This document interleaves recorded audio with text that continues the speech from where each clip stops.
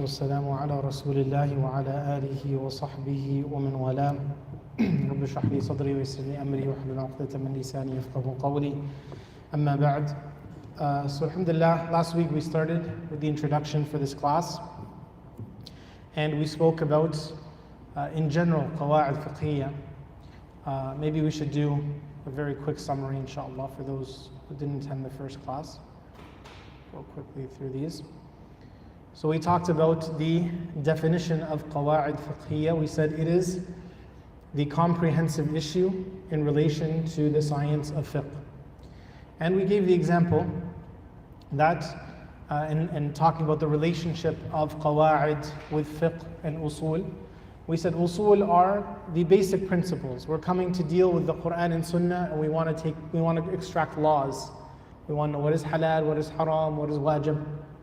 So we establish principles on how we are going to extract law from the Quran and Sunnah.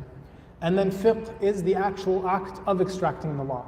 So we use the usul to now establish rulings. This act is halal, this act is haram, and so on and so forth.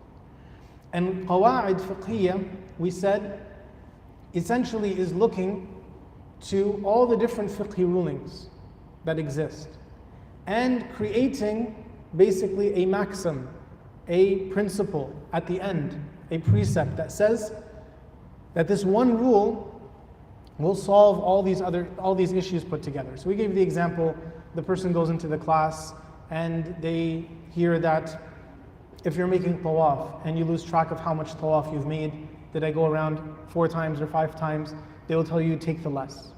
If you are praying and you don't know, did I do 3 rak'ahs or 4 rak'ahs, they'll tell you take the number that is less.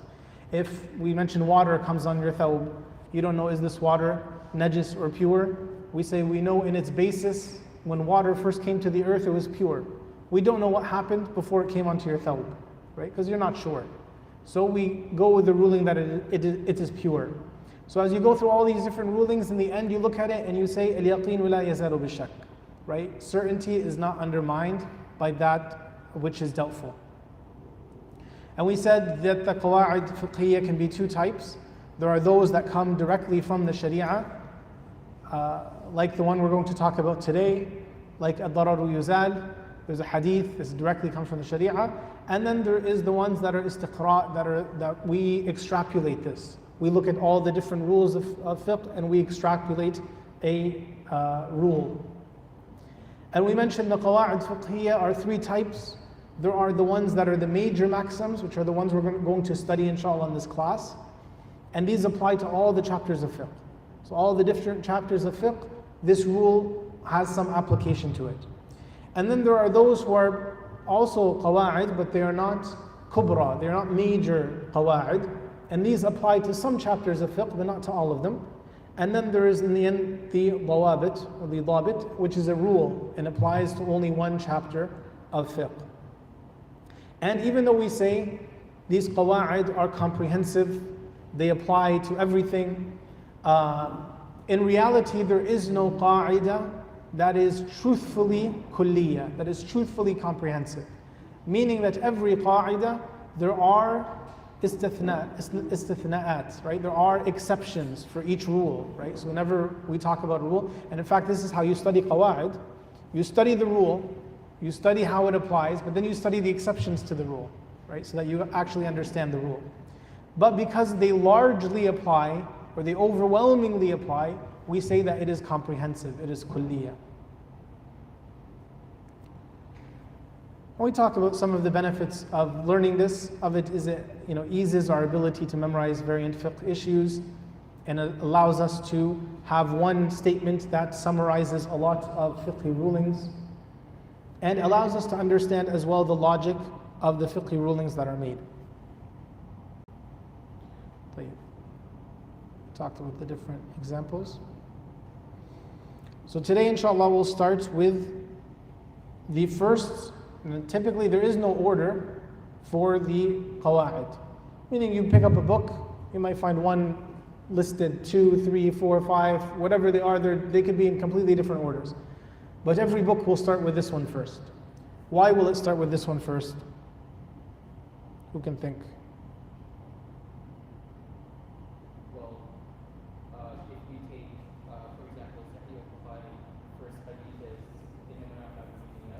Exactly. Literally everything that you do must be backed up by an intention. If it's not, then it's not accepted. Exactly. So every book of hadith, Nawawi, Bukhari is going to start with the hadith إِنَّمَا الْأَعْمَالُ بِالنِّيَّاتِ, because the first thing we do is intentions, right?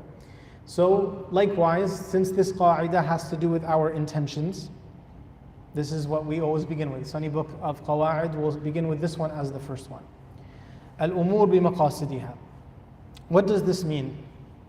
Umur is the plural of amr, and amr can mean, of course, can mean a command, but here it means a sha'n. It means the matter, the affair, right?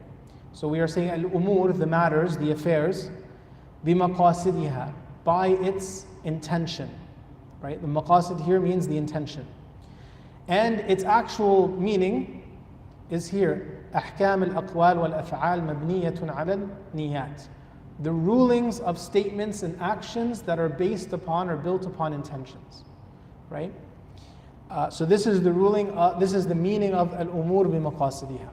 We have umur, the affairs, i.e. here it means aqwal wa ahkam wa af'al, right? The statements and the actions. These are the umur.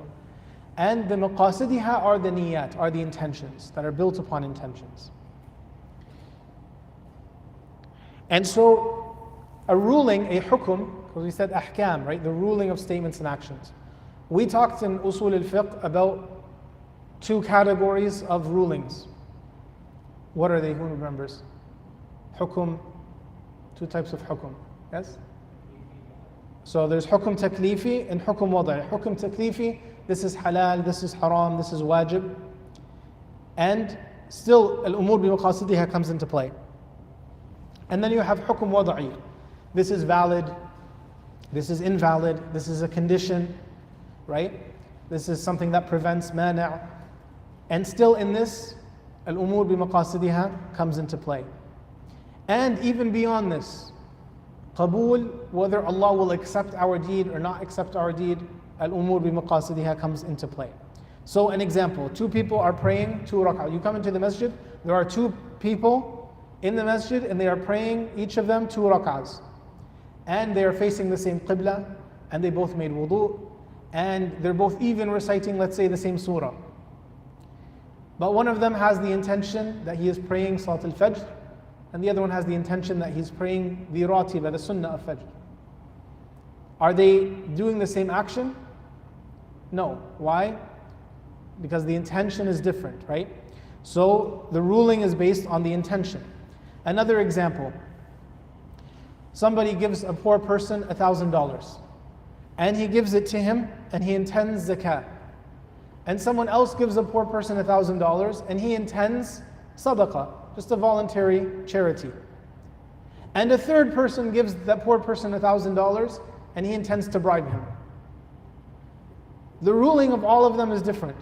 One of them fulfilled a wajib, one of them fulfilled a mustahab, and one of them did haram, even though they all did the same deed, they all did the same action.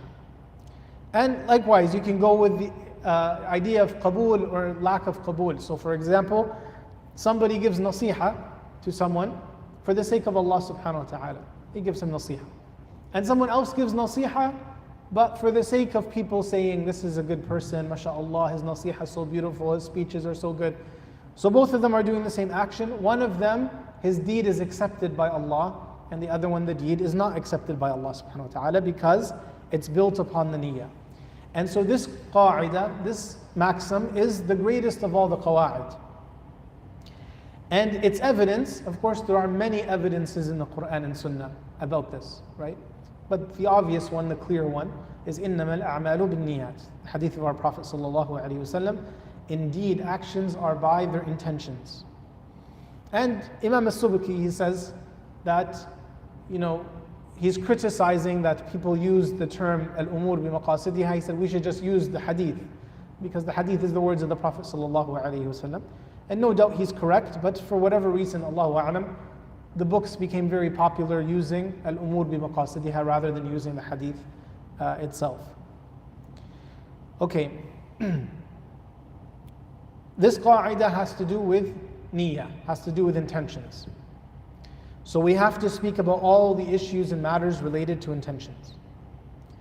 And the first point, when we talk about the benefit of this, Ibn Rajab, rahimahullah ta'ala, and Ibn Rajab wrote a book called Al-Usul, which is the most important book of Qawa'id in the Hanbali madhab. It's the main one. So he says, when we say the word niyyah, all of us say the word niyyah from here and there. When we say this word, it means something different when the scholars of fiqh say it versus when the scholars of tazkiyah say it. Right? So it's the same word, but in a book of fiqh, if they say niyyah, it means something, and in a book of tazkiyah, purifying the hearts, it means something different. So, in the books of fiqh, with the fuqaha, they will say the word niyyah means, first of all, tamyiz al-ibadat an al-adat, differentiating the acts of worship from the acts of customs. So, an example, somebody was outside, maybe not in Canada, somebody was outside in a different country, and they're really hot and sweating. So they come inside the house and they put cold water on their face, on their hands, on their arms, all over their body. And somebody else does the same thing, but he does it with the niyyah of wudu. So have both of them done wudu? We say no. One of them was doing a customary action, he's cooling off, and the other one's doing an act of ibadah, he's worshipping Allah, he's making wudu, right? Even though they both really did the same thing. So when the scholars of fiqh are using the word niyyah, this is one of the uses of it. We are differentiating the ibadah from the adah. We're differentiating the act of worship from the act of customs. Also, tamyiz al-ibadat ba'duha an ba'd, to differentiate the acts of worship from one another. And we already gave this example, the example of two men who are praying 2 rak'ahs in the masjid. One of them has the niyyah of fajr, and the other one has the niyyah of iratiba, right, of sunnah. So they're doing the same action, but it's differentiating the wajib, the fard salah, from the sunnah salah, right? And we can actually add to this. I ran out of space on the PowerPoint, but we could potentially add to this. An example, differentiating, and maybe you want to write it in your notes, I don't think I'll test you on it, but just if you wanted to write it. Differentiating the mu'amalat, transactions. So now not even to do with the ibadat. Right? These two categories have to do with the ibadah, right? Differentiating the mu'amalat, the transactions, the dealings of people. And we kind of spoke about this, right? So, the 3 men who gave the poor person $1,000, right? One of them gave haram. One of them gave $1,000 and it was haram because it was meant as a bribe. But other examples, for example, somebody says, I'll give you $1,000 today, and in 3 months give it back to me 1,100. What is this? Riba. It's haram. Okay. What if you said, can I give you $1,000 loan? So I gave Muhammad $1,000 loan, and you took the $1,000. And after 3 months, without any condition, there's no condition placed, you decide to give me 1,100. That's a different ruling. That's not riba. There's no shart. There's no condition, right? So it differentiates the two mu'amalat, right? Because the first one has the intention of riba. I'm giving you the money so that you give me extra money. And the other one is I'm giving you the money, all I want is the same money coming back. That's my niyyah. You decided you wanted to gift me an extra 100, right? So it's differentiating even the mu'amalat from one another. The scholars of tazkiyah, when they speak about the niyyah, they mean something different. When they speak about the niyyah and they talk about renewing your niyyah, they talk about purifying your niyyah. They say, oh students of knowledge, before you take this knowledge, make sure that your niyyah is pure for the sake of Allah subhanahu wa ta'ala. They don't intend by this kind of speech the differentiation of ibadah from adah, of worship from customs, or differentiating acts of worship from one another. What they mean is, what is al-maqsood? What is the thing you are intending by your action? Are you intending Allah subhanahu wa ta'ala? Are you intending other than Allah subhanahu wa ta'ala? Is the reason you're gaining knowledge? to get closer to Allah Azza wa Jal, or is the reason you're gaining knowledge so that you can show off to the people and get their appreciation and things like this? So they are making the differentiation between who are you intending in your act of worship? Are you intending Allah subhanahu wa ta'ala purely and sincerely? And this doesn't mean, of course, the scholars of fiqh don't care about tazkiyah. It doesn't mean the scholars of tazkiyah don't care about fiqh. It just means in these different contexts, they're using the word a little bit differently.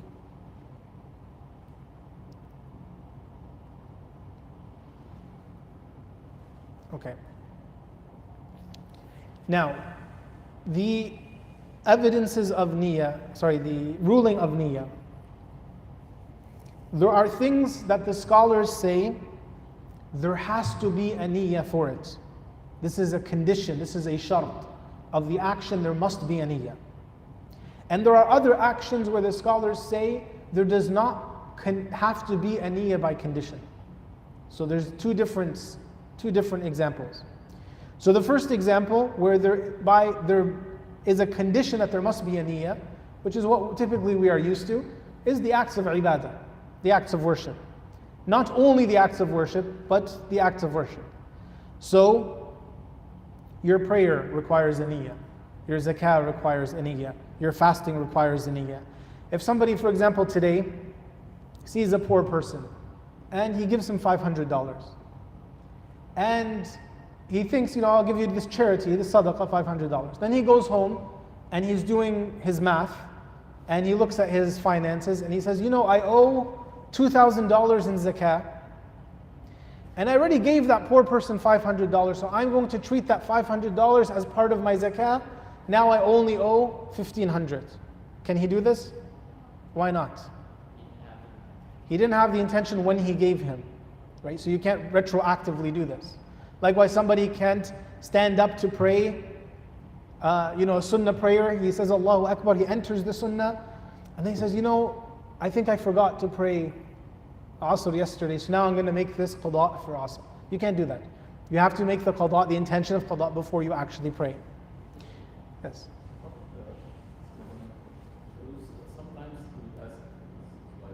I'll get to it. Okay. So the ibadah needs a niyyah. It's not only ibadat that require a niyyah, there's more than that. So for example, the aqd al-yamin, the oath a person takes. Let's say somebody here says, Wallahi, I will attend the Qawa'id class next week. Inshallah, you guys are going to attend. But somebody says, Wallahi, I will come here. And then for whatever reason, he does not come here next week. Does he have to pay the kafara? Does he have to pay the expiation for having made an oath?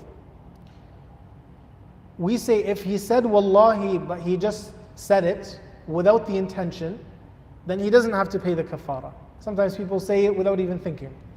But if he said it intending a vow, intending an oath, I intend to be here, I'm making an oath, and then he doesn't come, then he has to pay the kafara. So the intention here matters.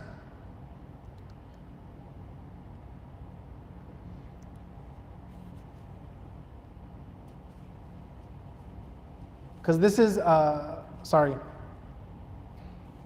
al-kinayat, so the implicit words, right? The words that somebody says that are implicit.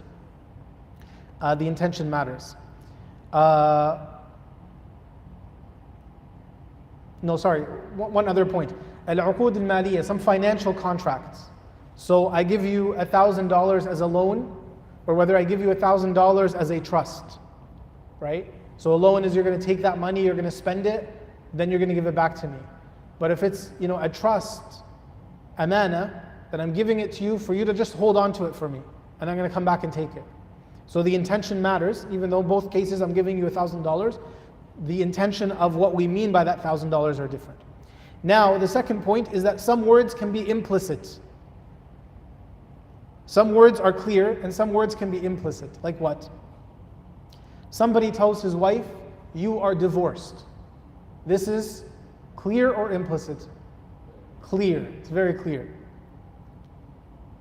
And so if a person says this, do we need the niyyah? Do we need him to make niyyah? No. If a person tells his wife, you are divorced, and then he comes after and he says, no, I was joking. Or he comes after and he says, I just wanted to scare her, I didn't mean to divorce her. Is that okay? Can he say, because my intention was different, that the divorce doesn't work? In all four madhabs, they will say the divorce has taken place. Even if he says he was joking, even if he said he was just trying to make her afraid or something like that. Why? Because the statement is sarih, it's very clear. You are divorced. This is different from implicit words. For example, if a husband tells his wife, what is between me and you is over. Or if he tells her, go back to your family. This is not sarih, because it has different possibilities.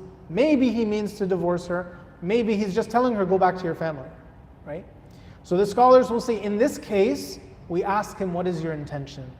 And if he says, my intention was to divorce her, then he's divorced her. If he says, my intention was not to divorce her, then he has not divorced her. So these are the implicit words. Okay, so now the issues where the niyyah is not a condition. Where do we not need a niyyah?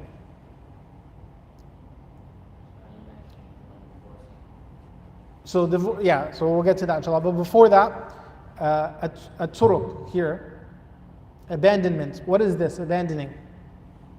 So the scholars use this word, a turuq, to talk about the things the Sharia has told us to get away from, even if it's not necessarily haram. Okay? Usually includes haram, but it can include things that are not necessarily themselves haram, but the Sharia is telling us to remove it, right? This is a turuq. So let me give you an example. Let's say there is najasa on the floor. On the floor there is najis. And then, I don't know, a pipe bursts and the water comes, clean water, and it removes the najasa. Has the najasa been removed? Or did we need intention to remove it? It's been removed, right? Another example the scholars mention here, we are prohibited from alcohol, from drugs, from things like that. Allah has commanded you to abandon alcohol and drugs. Does that mean that somebody has to come to you and offer you the drugs and alcohol, and for you to say no in order for you to have fulfilled the abandonment of drugs and alcohol? No, you don't have to have it offered to you, right? Even if you never thought about it in your life, not one day in your life did you think about drinking alcohol, it never even passed your mind. So you never had a niyyah to abandon it. But have you abandoned it? Yes, you have, right? So these are issues you don't need the niyyah for it. And then we also mentioned the things that are clear. So like the divorce, the explicit statement in divorce. Not just divorce, khula, the explicit statement in khula. In itq, freeing a slave. If somebody owns a slave and he tells the slave, you are free, can he say, oh no, I was joking? He can't. Once he says you are free, that's sarih, that's clear. He's free, doesn't matter. He can't take it back. Waqf as well. Somebody says, this house is a waqf. And then he says, well, I meant people can use it, but it's still mine. No. Once you say this is a waqf and it's sarih, you can't go back. So certain chapters of fiqh, when you're studying fiqh, they will mention in certain chapters, this is sarih, it doesn't matter if somebody doesn't have the intention. Once you say this, the ruling comes into effect, right? So this is a category. Play.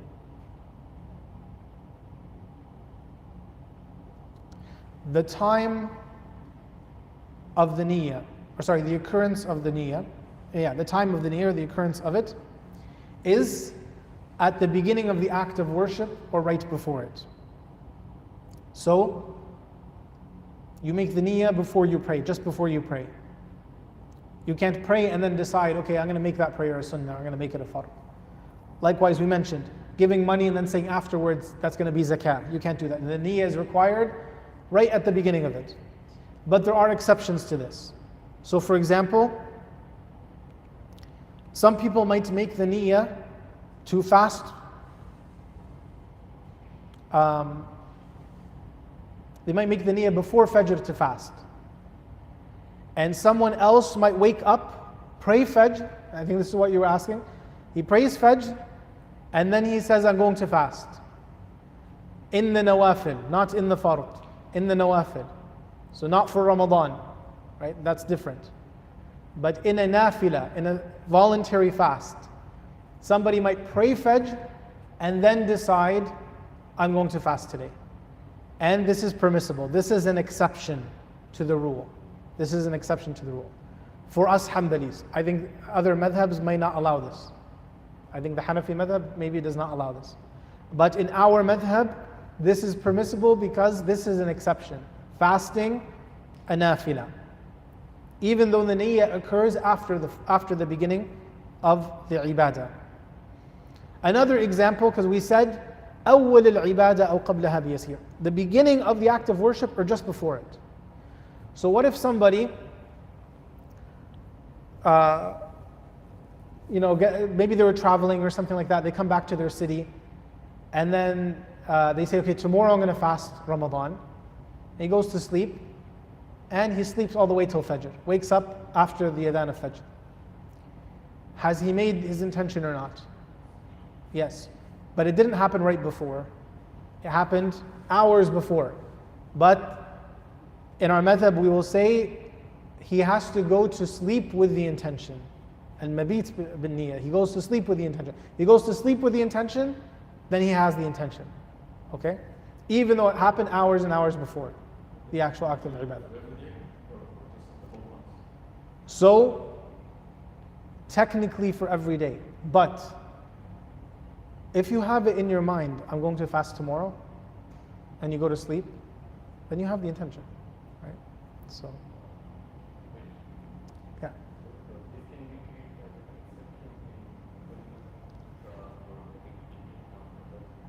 Yes. So which one is the exception? So the intention of fasting after Fajr, assuming the person has not eaten or drunk, after Fajr, he makes the intention for a nafila, for a voluntary sawm. This is the exception to this rule because we're saying the intention has to be done before the act or right at the time of it. We say this is one of the exceptions of this rule. Yeah. So in the case of two instances where the Quran would have would be the Aisha in this masjid and come to like him. Yeah. So the second prayer is sunnah prayer. Yeah, he would have the intention of a sunnah prayer. But The second one, not the first one. or for example, there was a man in the masjid and they didn't pray. Why did you basically pray their homes? Yeah. Next time do it. And I forget what he said. The second salah will be the sunnah as well. Yeah, essentially. Yeah.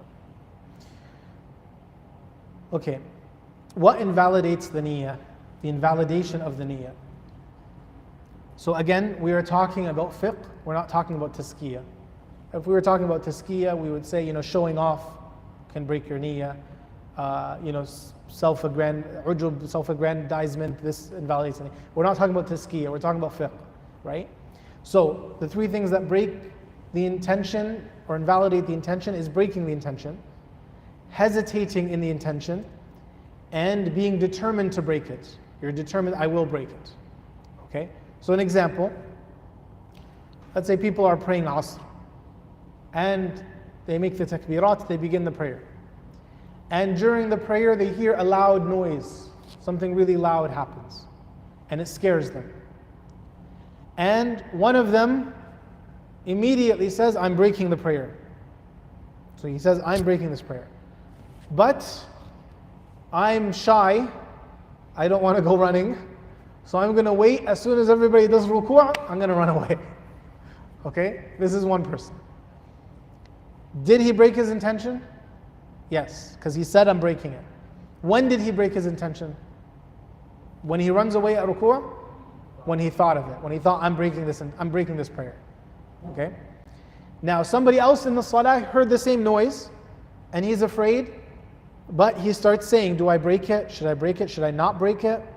And 50-50, he's going back and forth. Should I break this or should I not break it? So this person has also broken their prayer.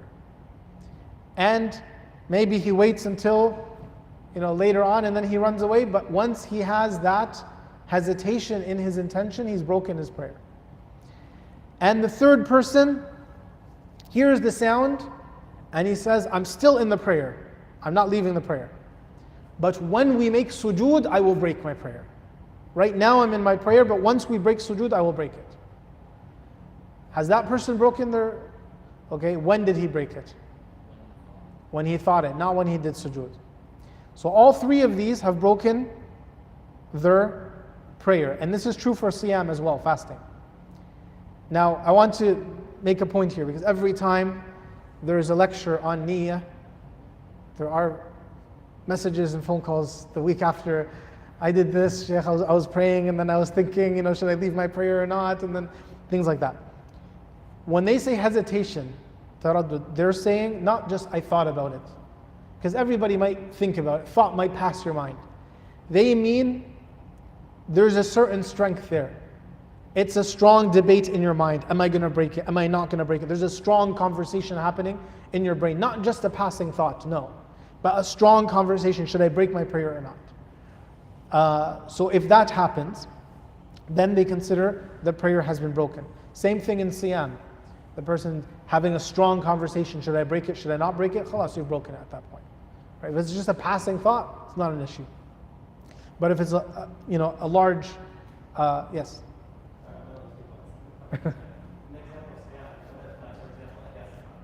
Yeah.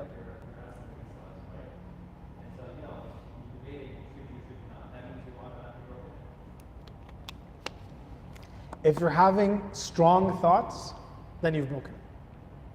But if it's just like a passing thought, like you feel a little sick, should I break it or not? For a second, and then you let it go, not a big deal. But if it's like something you're really thinking about hard, then you tell yourself, khalas, I broke it, because I'm having this like hard thought about it. Now there's an exception to this. There is an exception where whether you break it, or whether you hesitate, or whether you determine to break it, you didn't break it. What is this? Quiz. Who knows? Knock? No. No, ibadah.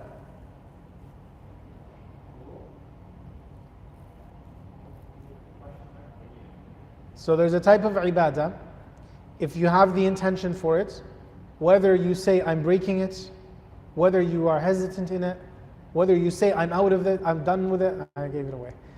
It's still, it doesn't go anywhere. Yes. Ihram, yes. Hajj or Umrah. When the person enters their ihram, they're in their ihram till they end it. So for example, somebody goes for Umrah or for Hajj, they go to the miqat, they put on their ihram, they make their intention, and then an hour later his father calls him, his mother calls him, says, come home.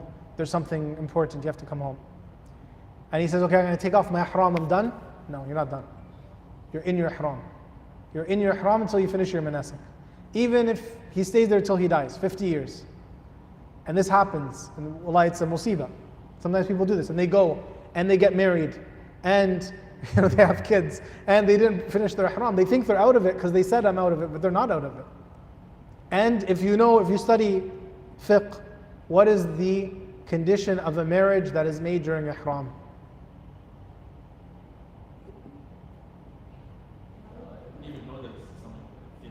It's invalid. It's not a valid marriage, Islamically. So some people do musibas. You don't have knowledge, you can destroy yourself. Wallahi. So all four madhabs hold this, by the way. All four madhabs. Once the niyyah for Hajj or Umrah is established, it cannot be broken. And so this is the exception to this. The other ibadat, you break your intention, you broke the intention. But Hajj and Umrah remain. Okay, yes.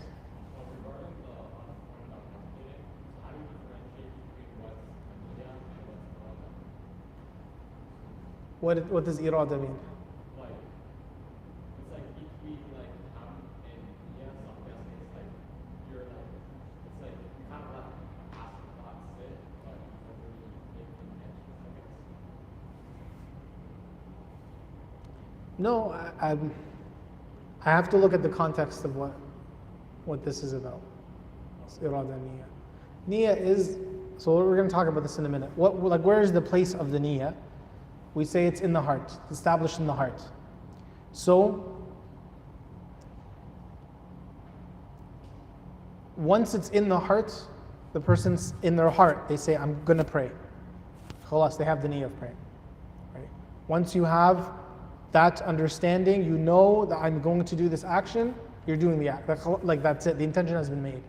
Right? Okay, the place of the niyyah is in the heart. Why is this important?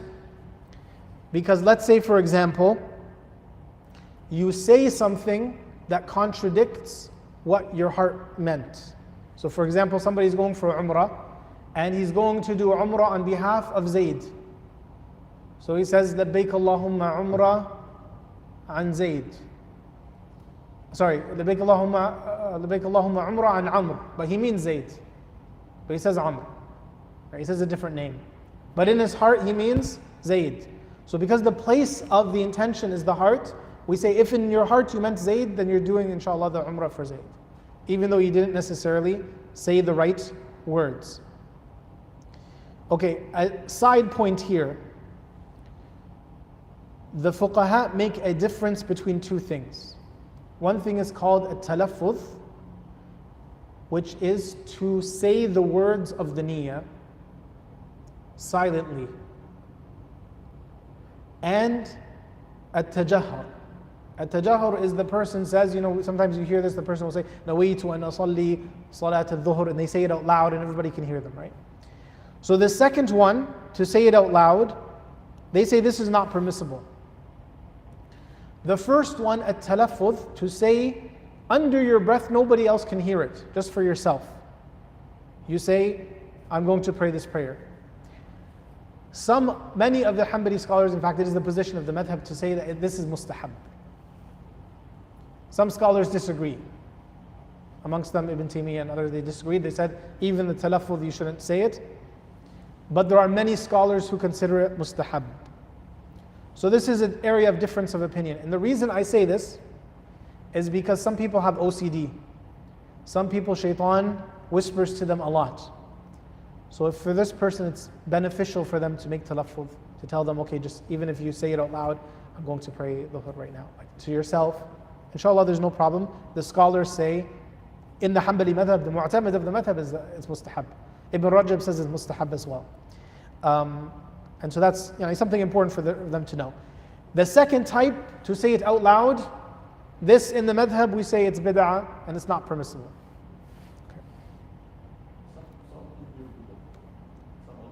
Okay. Some of the Shafi'iyya I think will say it out loud.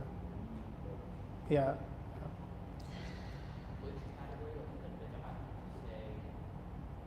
To say it out loud that everyone can hear. Talaffuz is you say it just for yourself, like nobody else can hear it but yourself.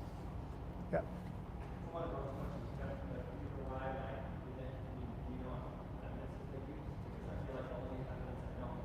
So there's nothing of the Prophet ﷺ saying it. They make some types of qiyas. Amongst it is based on the niyyah we make for Hajj and Umrah, that we say it out loud. And then of course they look at people who have like a lot of waswasa, and it could be an issue for them.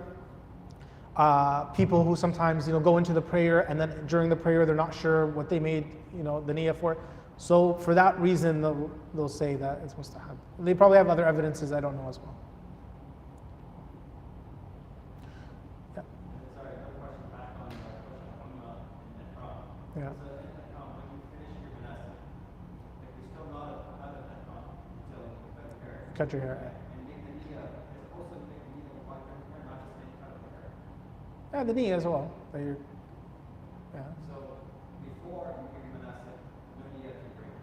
Yeah. But after manasik, you cut and Exactly, because now it's permissible to exit your ihram. Okay. Now we go into by the way, I think this is going to be the longest class of the other classes, probably, inshallah. The sub-maxims, I'm calling them. I think it's a word. These are al-Qawa'id al-Mundarija. So the maxims that are underneath and linked to the major qa'idah of al-umur bi maqasidiha. So We'll mention 4 of them here. So the first one, العبرة في العقود بالمقاصد والمعاني لا للألفاظ والمباني. So this is a قاعدة that we say that in contracts, consideration is given to the purposes and to the meanings. And sometimes they add to it or they say otherwise, لا للألفاظ والمباني, not for the phrasing of the words and the phrases.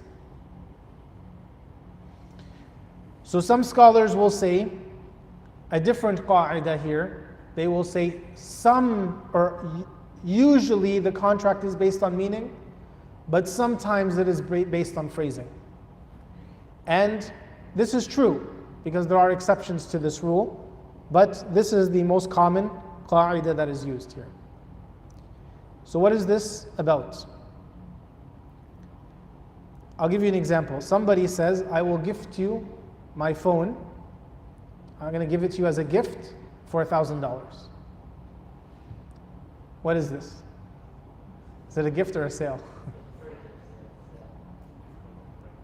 So if you were to say, I give consideration to the words and the meanings, then you say it's a gift.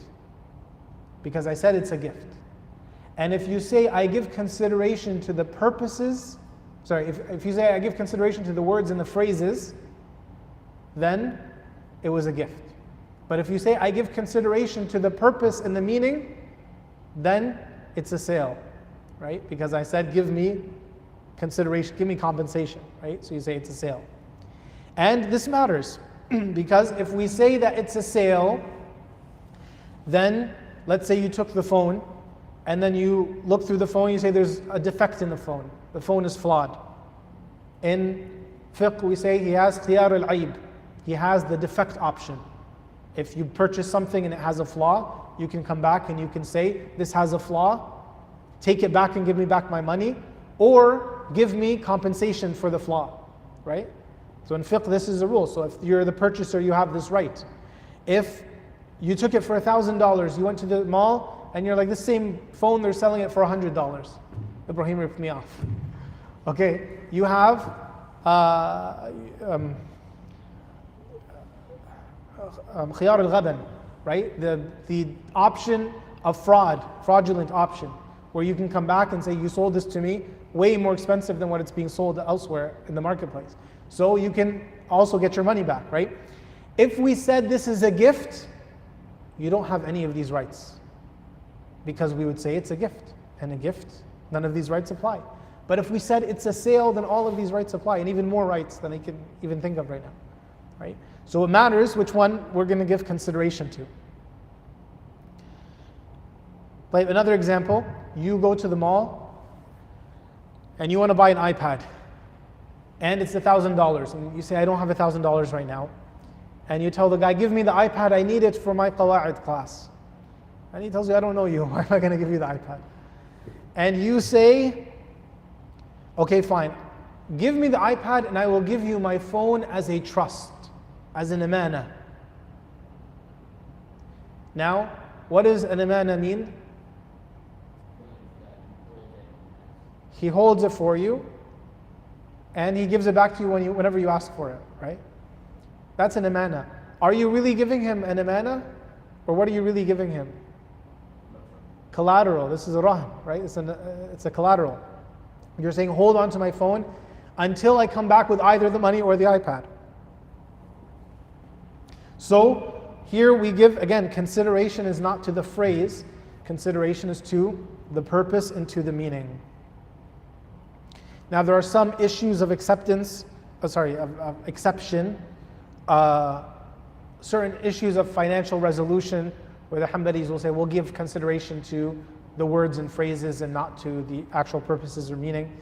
But this is a much deeper class to go through some of these issues. But in general, we say overwhelmingly in the madhab, we give consideration to the purposes and the meanings, not necessarily to the words and to the phrases. The next point is an-niyya tukhassis al-'am wa tu'ammim al-khas, right? The intention specifies the general and it generalizes the specific. So, I'll give you an example. Somebody's at work and he gets into a fight with his coworkers. Okay? And he says, Wallahi, I will not speak to anybody. Wallahi, I will not speak to anyone. And another man also gets in a fight with the coworkers and he says, Wallahi, I will not speak to Zayd. So now one of them made a general oath. I will not speak to anyone.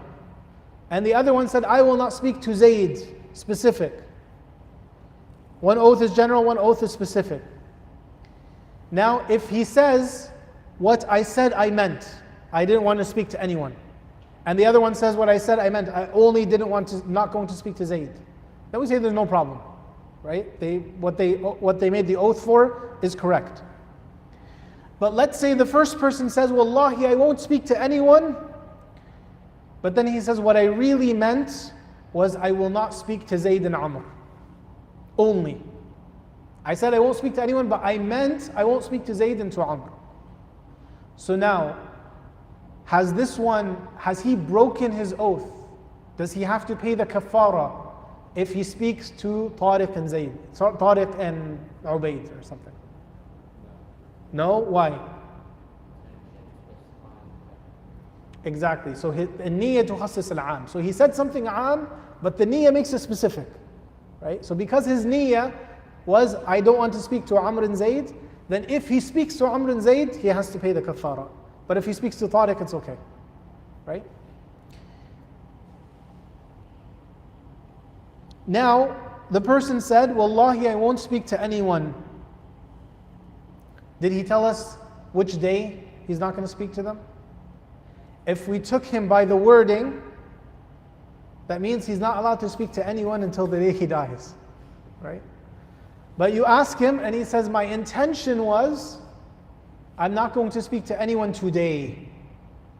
So does he break the kafara if he speaks to anyone tomorrow? Does he break the aqd al-yameen if he, no.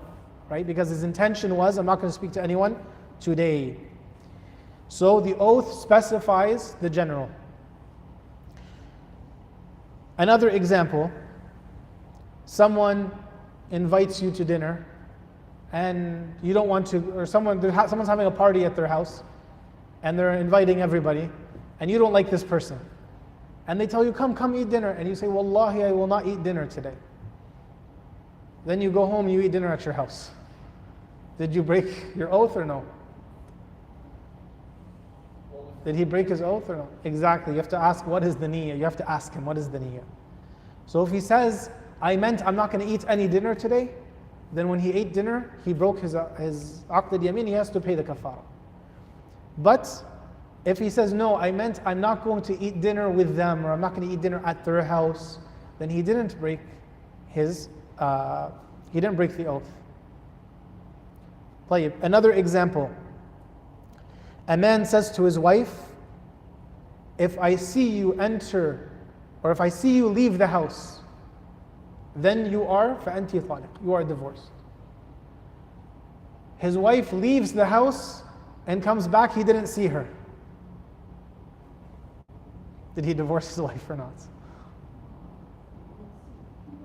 If you say no, you're wrong. And if you say yes, you're wrong.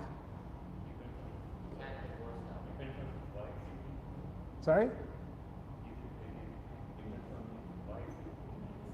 No, like he tells his wife, if I see you leave the house, you are divorced. Then she leaves the house without him seeing. Is she divorced or not?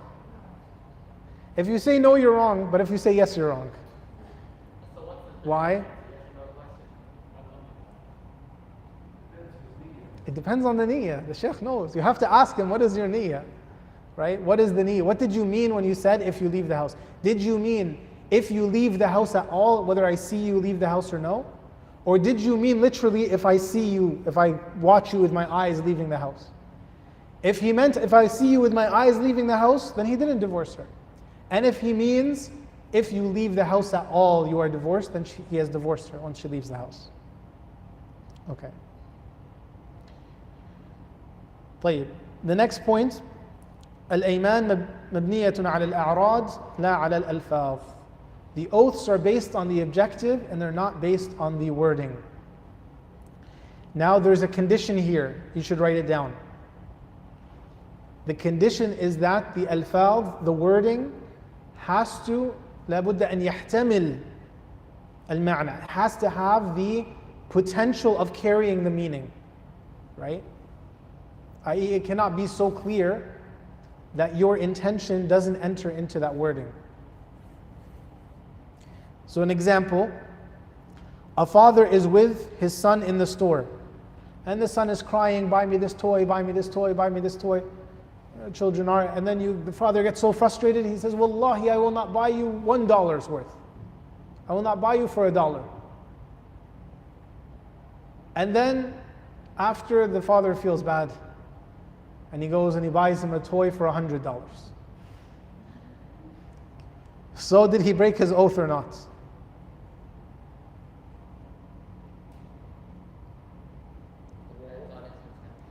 Depends on his intention. Yeah, so we ask him, what did you mean by the intention? And if he says that I meant I don't want to buy him anything, whether it's more than $1 or less than $1, when I said I'm not going to buy you worth $1, I meant I'm not going to buy you anything, then we say you broke your oath. But if he says, I literally meant I'm not going to buy you $1 worth, but I'm okay with buying you more or less, if this was actually his intention, then he didn't break the oath.